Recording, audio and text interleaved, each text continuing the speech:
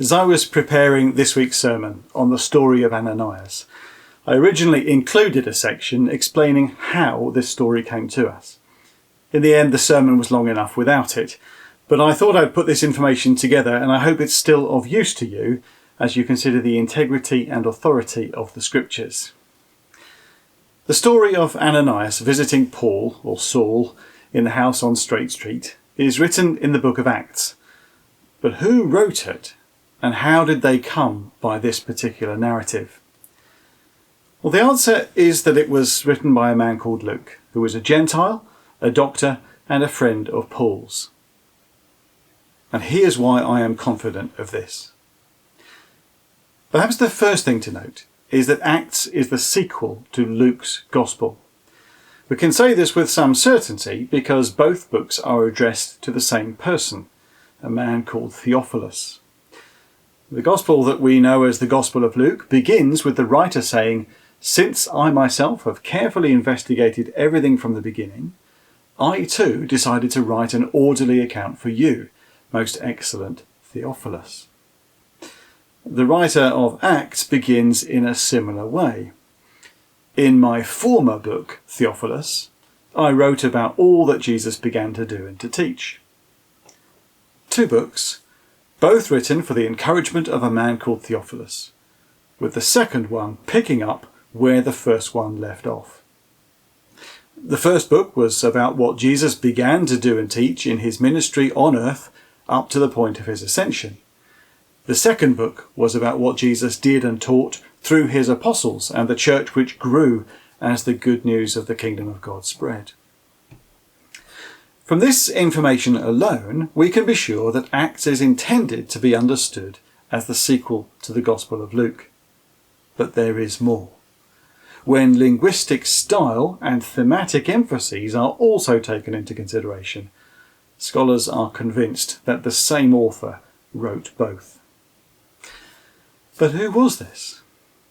Well, we get no indication from Luke's Gospel itself, but Acts contains several clues. As we read Acts, we see that most of the book is narrated in the third person.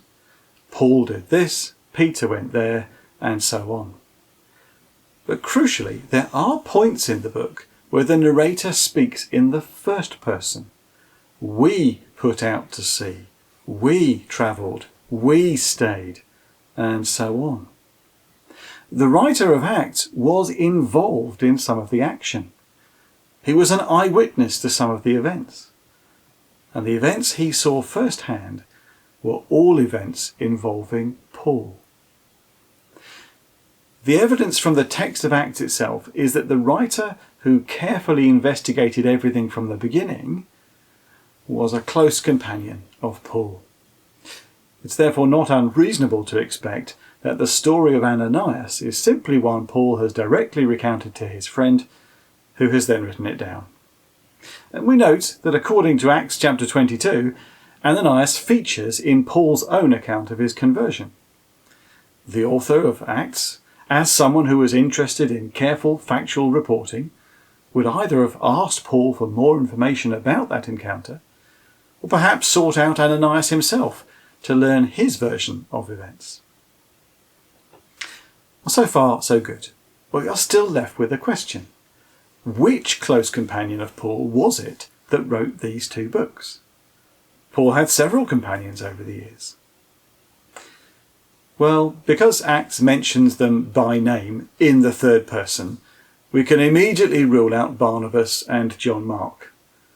Similarly, it cannot be Silas or Timothy. In the end, we have to look outside the Bible for help. But we don't have to look far.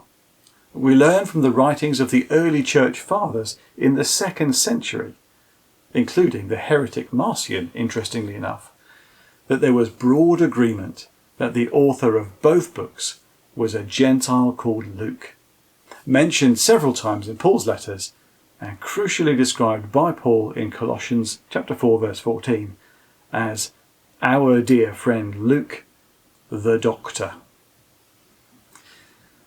Luke, the writer of these two books, wants to encourage his readers. Theophilus at first, but also others, us included. He begins his 2-book series by explaining he has investigated everything thoroughly, so that we can be sure that the events he is narrating are not fabrications. As we read the story of Ananias and his obedience and courage in visiting Saul, we should consider this not merely as a legend told to illustrate a truth, but as a real-life example of faithful discipleship, a model for us to emulate. We thank God for Luke and for his diligence in recording the story of the early church. May we be as determined as he to encourage one another, and as obedient as Ananias, for the glory of God.